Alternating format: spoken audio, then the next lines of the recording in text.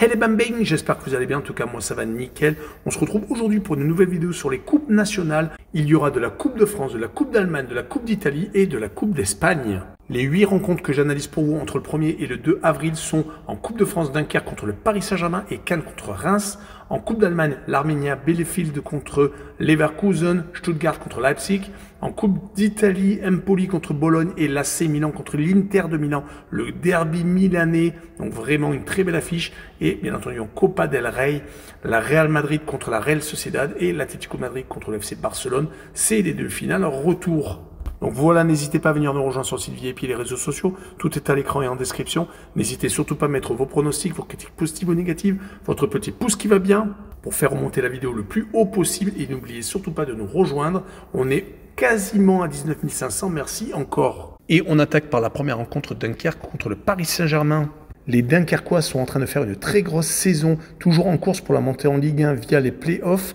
Ils sont également encore en demi-finale de la Coupe de France, car ils vont affronter le Paris Saint-Germain. Rappelons que lors de leur campagne, ils ont sorti Auxerre, Lille et Brest, à chaque fois en déplacement.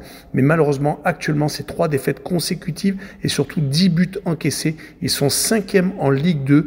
Ils vont surtout jouer contre le Paris Saint-Germain et c'est peut-être la plus mauvaise des périodes pour affronter l'Ogre qui est actuellement invaincu en Ligue 1 après 27 journées, qui est qualifié en quart de finale de la C1 et qui va affronter la semaine prochaine Aston Villa, qui sont encore capables d'aller au bout de la Coupe de France. Ils n'ont perdu qu'une seule fois sur les 27 dernières rencontres, toutes compétitions confondues. Ils sont également très impressionnants offensivement avec tous leurs internationaux. Quelle équipe sera alignée? Peut-être l'équipe type pour se remettre en rythme. Il y a encore le championnat le week-end qui arrive. Donc je verrai sur ce match-là le Paris Saint-Germain s'imposer 4-1 avec le handicap moins 2,5 pour le Paris Saint-Germain. Il faudrait qu'il y ait 3 buts d'écart pour que cela passe. Et une cote à 1,99. On enchaîne avec la deuxième rencontre Cannes contre Reims, pensionnaires de National 2. Les Cannois sont actuellement 3e de leur poule. Ils étaient même en tête à une époque, mais ils accusent actuellement 8 points de retard sur le puits. Ils sont malheureusement en train de craquer. Peut-être que cela fait trop entre la Coupe de France et le championnat. Ils viennent de perdre 2 fois consécutivement contre Hier, qui est second, et contre Angoulême, qui est 4e. Pourtant, ils avaient enchaîné une très grosse série de résultats, une invincibilité qui courait depuis le 19 octobre et c'était déjà une défaite à la maison contre Hier. 19 matchs sans défaite, en tout cas ça n'effacera pas le parcours en Coupe de France où ils ont sorti 3 pensionnaires de Ligue 2, Grenoble, Guingamp et Lorient le leader.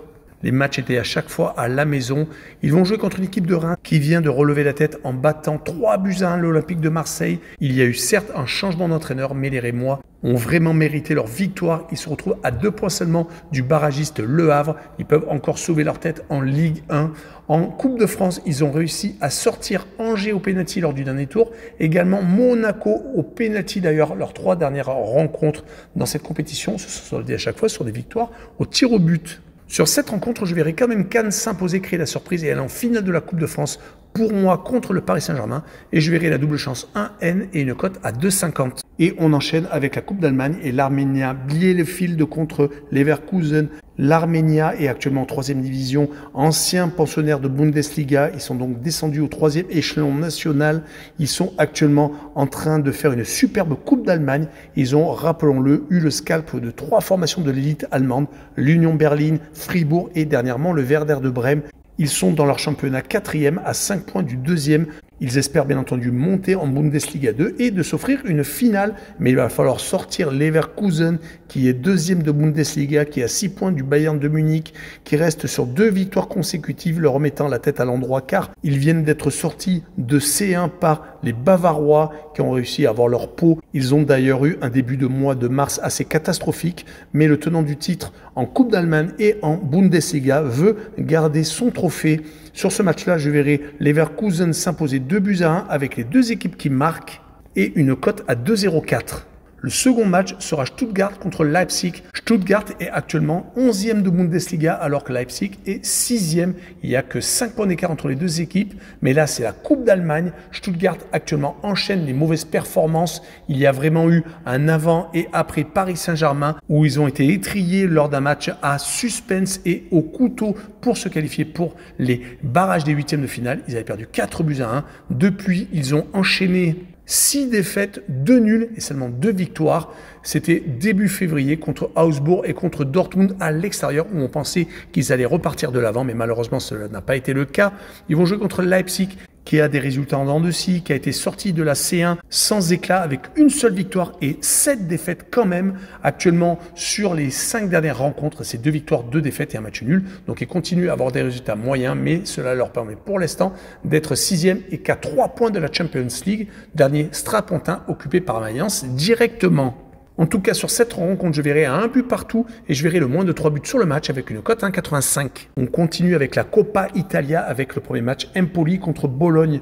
Empoli est actuellement relégable en Serie A et également donc en demi-finale de la Coppa Italia. Mais Empoli ne gagne plus depuis le 8 décembre et c'était au Hellas Vérone, d'où leur place peu enviée. Mais en Coupe d'Italie, ils ont réussi à sortir le Torino, la Fiorentina et la Juve, à chaque fois par contre au pénalty lors des 2 dernières rencontres. On remarquera qu'à l'extérieur, ils sont beaucoup plus performants qu'à la maison, où sur les 14 dernières réceptions, ils n'ont gagné qu'une seule fois.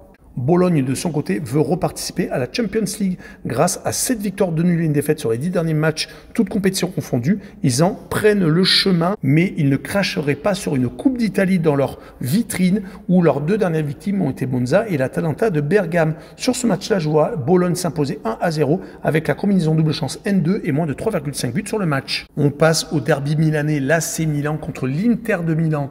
Avec la 4e manche déjà entre les deux clubs. Rappelons qu'ils se sont joués en Super Coupe d'Italie où le Milan AC a pris le dessus sur l'Inter de Milan dans un match à rebondissement. L'Inter menait 2-0 en tout début de deuxième mi-temps et se sont fait totalement renverser. Également en championnat, l'Inter a perdu le match aller pour ensuite faire match nul lors du match retour. Donc sur cette 4e manche, cela va sans doute être très équilibré. Mais on rappellera que l'AC Milan est actuellement 9e alors que l'Inter est leader. Il y a 20 points d'écart quand même entre les deux équipes. Le Milan AC s'est une fois de plus incliné contre le Napoli à l'extérieur. Ils avaient pourtant gagné leurs 2 matchs d'avant.